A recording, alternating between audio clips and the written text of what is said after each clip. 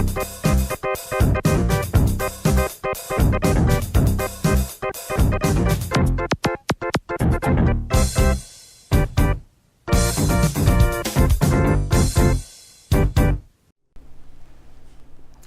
última lição, aprendemos sobre o santuário e um pouco sobre os serviços que envolviam o santuário, e que cada um desses rituais tinha um significado que apontava um evento no futuro, como por exemplo a morte do cordeiro, que seria a morte de Cristo na cruz. Nós entendemos que diariamente as pessoas que pecassem traziam o seu sacrifício. Eles colocavam um animal, geralmente uma ovelha ou um cordeiro, sobre o altar de sacrifício, confessavam seu pecado e simbolicamente seus pecados transferiam para o animal. E a própria pessoa, o pecador, tinha que matar aquele animal. O trabalho do pecador terminava ali. Depois o sacerdote pegava um pouco do sangue, lavava suas mãos na pia e entrava no lugar santo, o primeiro compartimento do santuário, levando um pouco do sangue do cordeiro, aonde passava um pouco desse sangue no altar de incenso e depois espargia esse sangue também no véu que dividia o lugar santo do lugar santíssimo. Este era um ritual feito diariamente. Hoje nós vamos falar sobre o dia da expiação, um ritual do santuário que acontecia uma vez por ano e que representa o dia do julgamento. Pergunta número 1.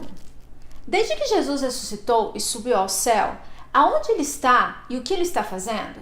Encontramos em Hebreus, capítulo 8, versículos 1 a 2, e diz assim: Ora, o essencial das coisas que temos dito é que possuímos tal sumo sacerdote que se assentou à destra do trono da majestade nos céus, como ministro do santuário e do verdadeiro tabernáculo, que o Senhor erigiu, não o homem. Aqui, o autor de Hebreus está se referindo a Jesus, que em sua ascensão foi para junto ao Pai, e ele é o nosso sumo sacerdote e está fazendo o trabalho de intercessão por nós. Este trabalho de intercessão é o trabalho de julgamento, assim como era na época do povo de Deus no santuário. Pergunta número 2. Quantas pessoas terão que comparecer ao julgamento? 2 Coríntios, capítulo 5, versículo 10, diz assim: Porque importa que todos nós compareçamos perante o tribunal de Cristo, para que cada um receba segundo o bem ou o mal que tiver feito por meio do corpo. Todas as pessoas terão que comparecer ao julgamento e responder pelas decisões tomadas. Apesar que quando falamos sobre a palavra julgamento, nos dá uma sensação ruim, até um medo, quando conhecemos e aceitamos a Jesus, podemos olhar para o julgamento não com medo, mas com esperança. E logo vamos entender o porquê. Pergunta número 3. Quando será o julgamento? Apocalipse 22, verso 12 fala assim: E eis que venho sem demora, e comigo está o galardão, que tenho para retribuir a cada um segundo as suas obras. Aqui Jesus está falando sobre a sua volta, e diz que com ele está o galardão, em outras palavras, a recompensa de cada pessoa. Pela lógica, a recompensa não tem como ser antes do julgamento. Primeiro a pessoa tem que ser julgada para depois receber sua sentença, seja inocente ou culpado. Por isso o julgamento tem que acontecer antes da volta de Cristo, porque quando ele voltar, a sentença ou a recompensa de cada pessoa já estará com ele. Este julgamento revelará quem se salvará e quem se perderá. E como todo julgamento, terá uma investigação das evidências e o veredito da sentença. Para o que crer em Cristo, a sentença ou a recompensa será a vida eterna, com o nosso amigo e Salvador. Pergunta número 4. Qual é o papel de Jesus no julgamento? João 5, 22 diz assim: E o Pai a ninguém julga, mas ao Filho confiou todo o julgamento. Vemos aqui que Jesus será nosso juiz. E também em 1 João 2,1 diz assim: Filhinhos meus, estas coisas vos escrevo para que não pequeis. Se todavia alguém pecar, temos advogado junto ao Pai, Jesus Cristo, o justo. Além de ser nosso juiz, Jesus é também o nosso advogado. Por isso, aqueles que creem em Cristo, entregam sua vida a Ele, não têm que temer o julgamento. O julgamento já está a nosso favor. Pergunta número 5. Qual o propósito do julgamento? Em Daniel, capítulo 7, versículo 18, diz assim: mas os santos do Altíssimo receberão o reino e o possuirão para todo o sempre, de eternidade em eternidade. O julgamento vai revelar as decisões feitas a favor e contra Jesus por todas as gerações que já existiram na terra.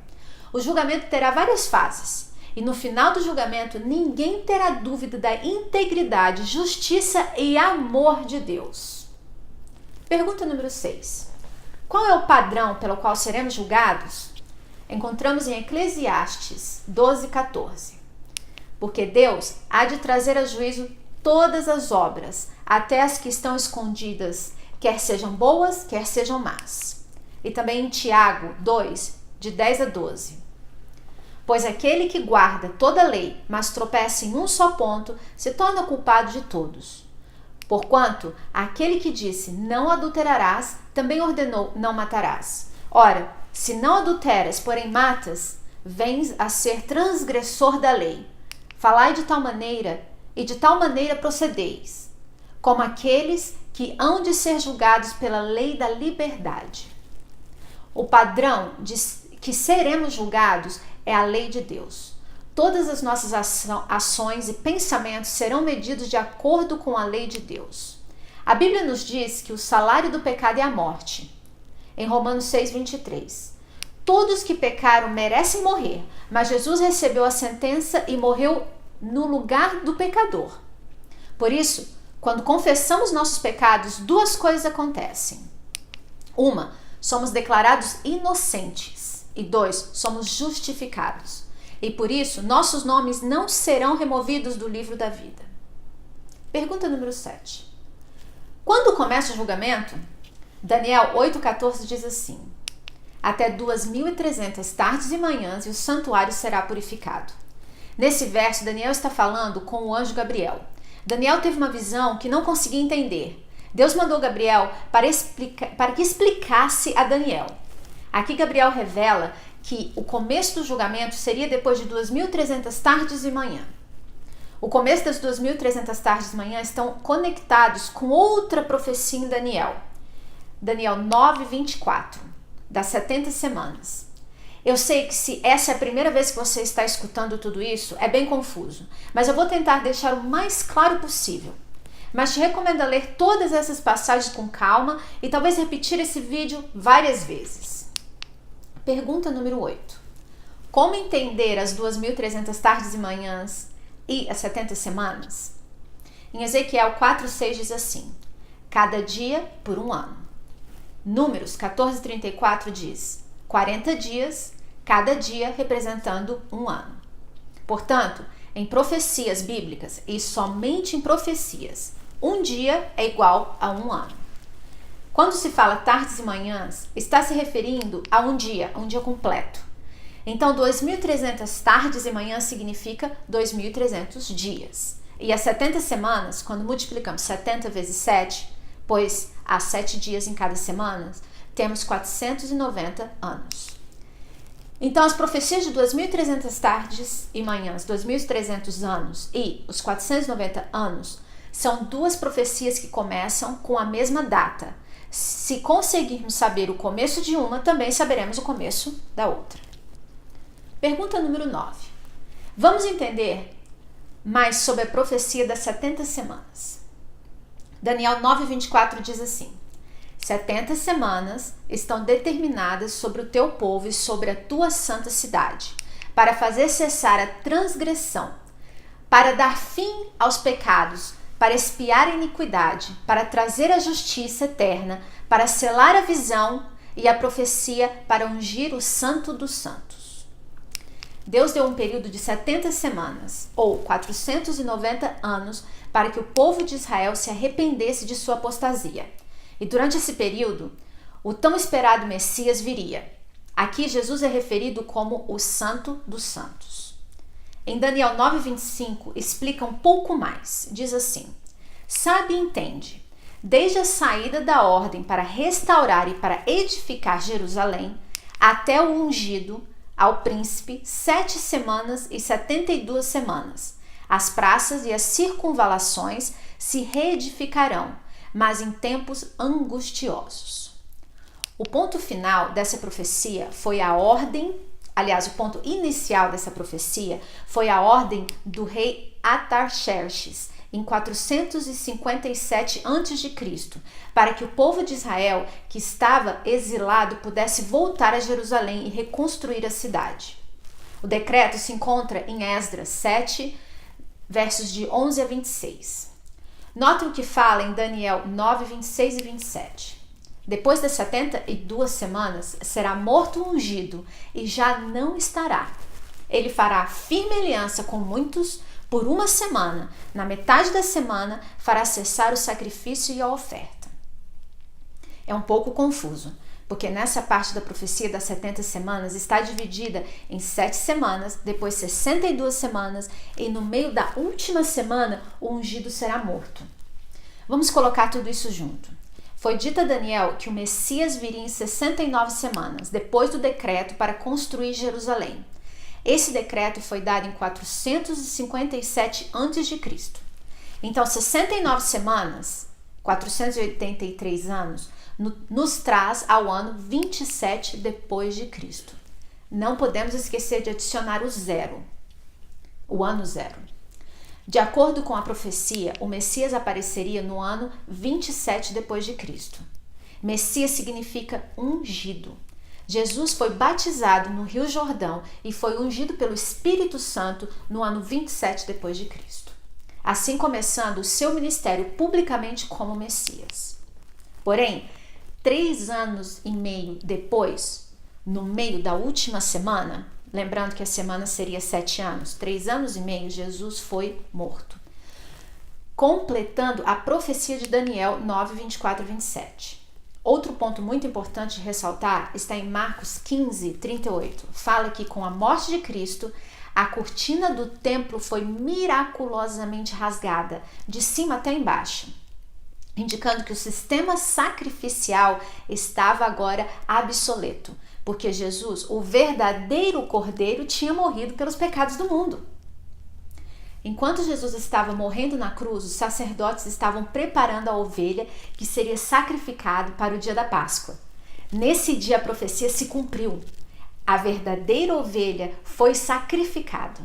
O cumprimento dessas profecias nos mostra que podemos confiar na Bíblia e que Jesus Cristo é o verdadeiro Messias das profecias bíblicas. Só para lembrar e fazer sentido, na pergunta número 8, entendemos que a purificação do santuário começaria depois das 2.300 tardes e manhãs. E com a profecia das 70 semanas, entendemos que as 2.300 tardes e manhãs começou no ano 457 a.C. Pergunta número 10. Quando o santuário será purificado? Levítico 23, 27 diz assim: Mas aos 10 desse mês sétimo será o dia da expiação. Tereis santa convocação e afligireis a vossa alma. Trareis oferta queimada ao Senhor. Levítico 16, 30. Porque naquele dia será expiação por vós para purificar-vos, e sereis purificados de todos os vossos pecados perante o Senhor. Uma vez por ano era o dia da expiação. Nesse dia, o sumo sacerdote fazia o trabalho de limpeza ou purificação do santuário. Durante todo o ano, o sangue que era trazido para dentro do santuário representava nossos pecados que contaminavam o santuário. No dia da expiação, 2 bodes e 1 novilho eram trazidos ao santuário. O novilho era para expiação do sumo sacerdote de sua família. Isso está em Levíticos 16, 11. Depois disso, era escolhido entre os 2 bodes. Um seria sacrificado para expiação de todo o povo, como encontramos em Levíticos 16, 15, que diz assim: Depois imolará o bode da oferta pelo pecado, que será para o povo, e trará o seu sangue dentro do véu, e fará com o seu sangue como fez o sangue do novilho. Aspergi-lo-á no propiciatório e também diante dele.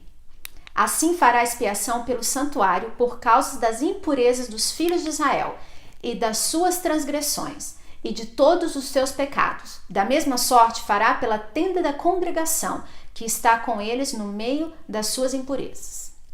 Por último, o sumo sacerdote voltava ao outro bode e colocava as mãos sobre a cabeça do bode vivo, e sobre ele confessará todas as iniquidades dos filhos de Israel, todas as suas transgressões e todos os seus pecados, e os porá sobre a cabeça do bode e enviá-lo-á ao deserto. Está em Levíticos 16, 21. O bode que era mandado ao deserto, levando consigo todas as iniquidades do povo de Israel, representava Satanás, que no final de tudo levará consigo a culpa de todos os pecados que ele nos instigou a cometer. E o deserto representa os 1000 anos que Satanás passará exilado na terra deserta. Pergunta número 11. O que acontecia antes do dia da expiação? Como já vimos em Levíticos 23, 27, mas ao 10 deste mês 7º será o dia da expiação. Tereis santa convocação e afligireis a vossa alma. Trareis oferta queimada ao Senhor. O dia da expiação era o dia do julgamento. O povo de Israel deveria afligir sua alma para ter certeza que não havia nenhum tipo de pecado que não tivesse sido confessado. Nesse dia, aqueles que se recusassem a confessar os seus pecados eram julgados culpados e eliminados do seu povo. Isso se encontra em Levíticos 23, 29. Pergunta número 12. Em Êxodo 25, 9, aprendemos que o santuário da terra é a cópia do santuário celestial. Como o santuário celestial será purificado? Encontramos em Hebreus capítulo 9, 23, e diz assim: Era necessário, portanto, que as figuras das coisas que se achavam no céu se purificassem com tais sacrifícios, mas com as próprias coisas celestiais, com sacrifício a eles superiores. A purificação do santuário, mencionado por Daniel, não se refere ao santuário da terra, pois o templo judeu foi destruído no ano 70 d.C. pelos romanos e nunca foi reconstruído. Os eventos e símbolos do santuário da terra apontam para Jesus e o santuário do céu. A purificação do santuário celestial é a remoção dos registros dos pecados dos livros do céu. Encontramos em Daniel 7,10. Quando nos arrependemos e pedimos perdão, somos perdoados, mas durante o julgamento, até mesmo os registros dos nossos pecados serão apagados. Pergunta número 13. Quando o santuário celestial será purificado? Como já lemos em Daniel 8,14, até 2.300 tardes e manhãs, e o santuário será purificado. A data do começo da profecia foi a ordem permitida aos judeus a retornarem a Jerusalém e reconstruir a cidade. Isso está em Daniel 9,25, que foi dado no ano 457 a.C. Contando 2.300 anos de 457 a.C., não podemos esquecer de adicionar o ano zero. Nos traz ao ano de 1844, para o começo da purificação do santuário. Em 1844, Jesus começou o trabalho de julgamento no santuário celestial. De acordo com a Bíblia, estamos vivendo agora o momento do julgamento celestial. Pergunta número 14. Qual o impacto o julgamento deveria ter na vida de uma pessoa? Apocalipse 14:7 diz assim: Temei a Deus e dai-lhe glória, pois é chegada a hora do seu juízo. E adorai aquele que fez o céu e a terra e o mar e as fontes das águas. Viver neste momento na história da terra é algo muito especial. O julgamento de Deus está agora em sessão. Portanto, podemos adorar a Deus confiantemente, sabendo que ao entregarmos plenamente nossas vidas a Jesus, temos um sumo sacerdote no céu que é por nós. Isso está em Hebreus 9:24. 3 pontos que devemos lembrar desse estudo. 1. Desde 1844 estamos vivendo no tempo do julgamento celestial. 2. Jesus é o nosso advogado e nosso amigo. 3. Este é o momento de aceitar a Jesus como nosso Senhor e nosso Salvador. Você está disposto a aceitar a Jesus? Você aceita que Jesus seja o seu advogado no julgamento que está acontecendo nas cortes celestiais agora?